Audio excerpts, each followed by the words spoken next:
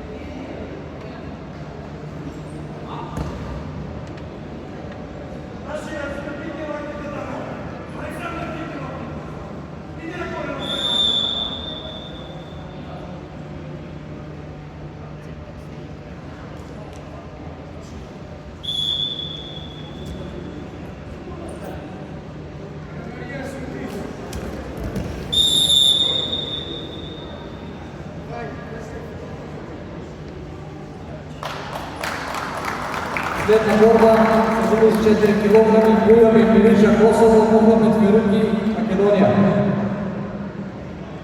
Да се припремат Реджеп Тилири, Македония, Екон Шони, Косово.